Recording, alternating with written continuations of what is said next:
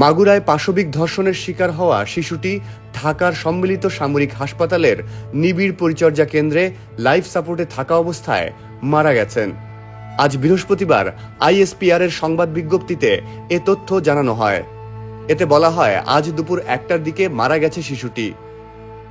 ISPR শিশুটির চিকিৎসা ব্যবস্থা বিষয়ে জানিয়েছে, সম্মিলিত সামরিক হাসপাতালের সর্বাধুনিক চিকিৎসা ব্যবস্থা প্রয়োগ এবং বিশেষজ্ঞ চিকিৎসকদের সর্বোচ্চ প্রচেষ্টা সত্ত্বেও তাকে বাঁচানো সম্ভব হয়নি।